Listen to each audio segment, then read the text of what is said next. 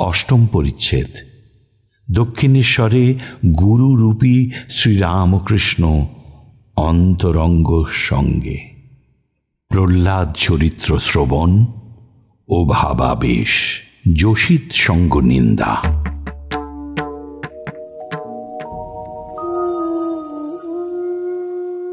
ঠাকুর শ্রীরামকৃষ্ণ দক্ষিণেশ্বরে সেই পূর্ব পরিচিত ঘরে মেঝেতে বসিয়া প্রহ্লাদ চরিত্র শুনিতেছেন। বেলা 8টা হইবে। শ্রীযুক্ত রামলাল ভক্তমাল গ্রন্থ হইতে প্রহ্লাদ চরিত্র পড়িতেছেন। আজ শনিবার, 1 পৌষ, অগ্রহায়ণ কৃষ্ণা প্রতিপদ, 15 ডিসেম্বর 1883 খ্রিস্টাব্দ। মণি দক্ষিণেশ্বরে ঠাকুরের সঙ্গে তাহার পদছায়ায় বাস করিতেছেন। তিনি ঠাকুরের কাছে বসিয়া প্রহ্লাদ চরিত্র শুনিতেছেন।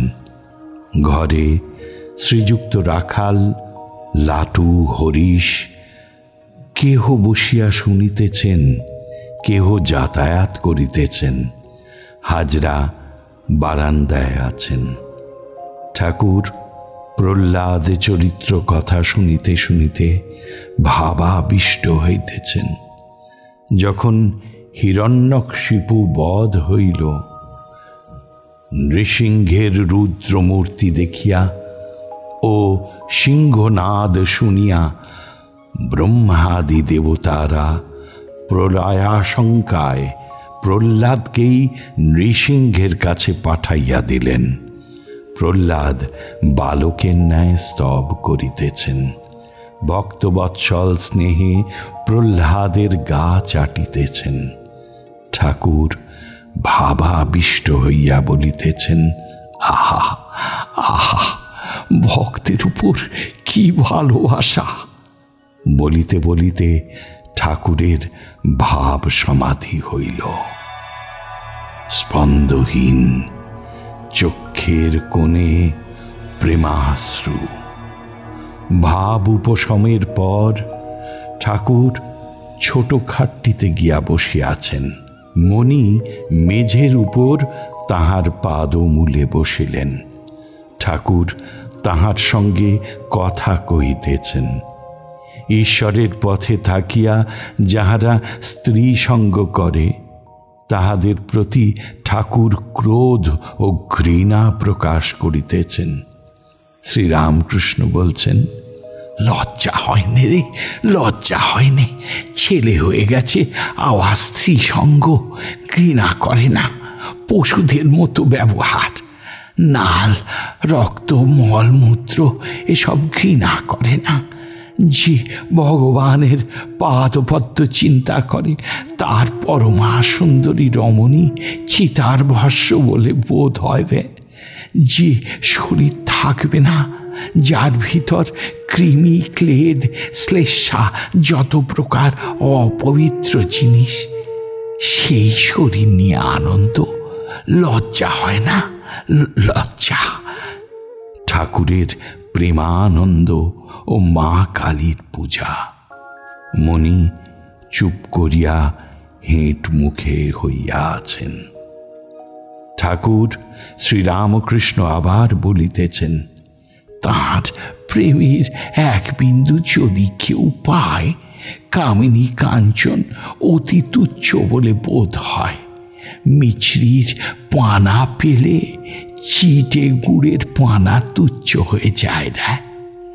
তাকে ব্যাকুল হয়ে প্রার্থনা করলে, তার নাম গুণ সর্বদা চিন্তা করলে, কীর্তন করলে, তার উপর ভালোবাসা ক্রমে হয়। এই বলিয়া ঠাকুর প্রেমোন্মত্ত হইয়া ঘরের মধ্যে নাচিয়া বেড়াইতে লাগিলেন ও গান গাহিতে লাগিলেন। সুরধ্বনির তীরে হরি বলে কে বুঝি প্রেমদাতা নিতাই এসেছে। নিতাই নইলে প্রাণ জুড়াবে কিসে। প্রায় 10টা বাজে।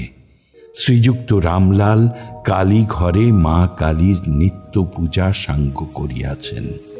ঠাকুর মাকে দর্শন করিবার জন্য কালী ঘরে যাইতেছেন। মণি সঙ্গে আছেন। মন্দিরে প্রবিষ্ট হইয়া ঠাকুর আসনে উপবিষ্ট হইলেন। 2-1টি ফুল মার চরণে দিলেন। নিজের মাথায় ফুল দিয়া ধ্যান করিতেছেন। এইবার গীতচ্ছলে মার স্তব করিতেছেন। ভবদ্বারা ভয়হরা নাম শুনেছি তোমার, তাইতে এবার দিয়েছি ভার, তরো তারো না তারো মা।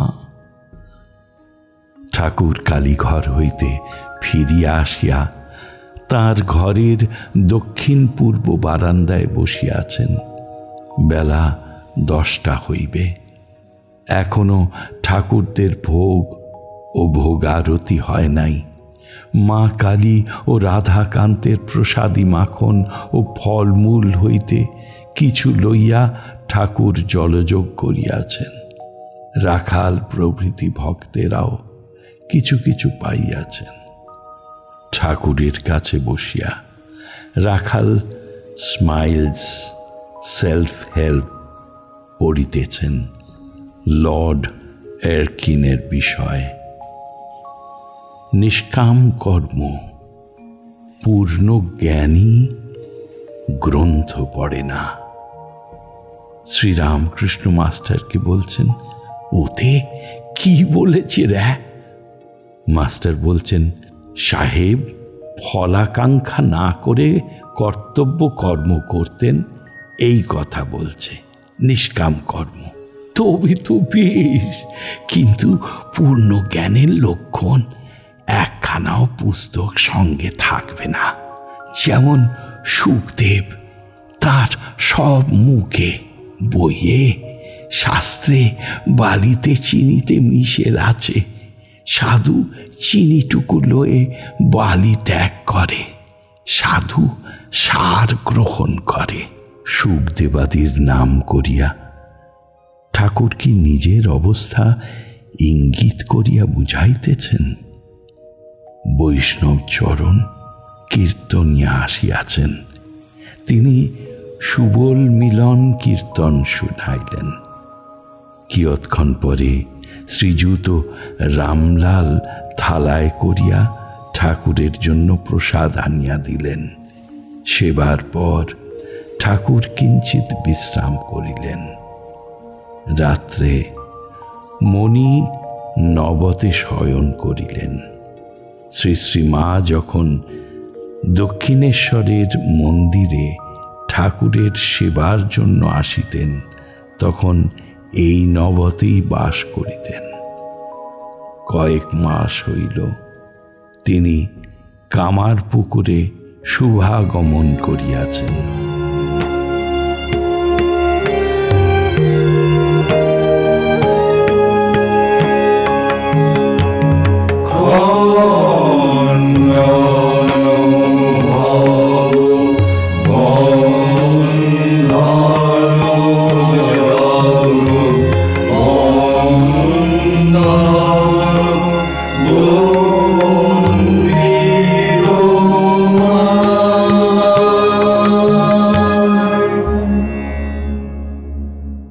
ঠাকুর ও মায়ের চরণে আপনাদের সবার মঙ্গল কামনা করি। লাইক করুন, শেয়ার করুন, অন্যকে দেখার সুযোগ করে দিয়ে পুণ্য লাভ করুন। আর সাবস্ক্রাইব করুন, বেল আইকন পুশ করুন, যাতে আমাদের পরের নিবেদনের খবরটি আপনার কাছে পৌঁছয় সবার আগে। অমৃত কথন এই অনুষ্ঠানের আঙ্গিনা থেকে আপনাদের সবার সুখ, শান্তি, সমৃদ্ধি কামনা করে বলি, হরি ওম রামকৃষ্ণ।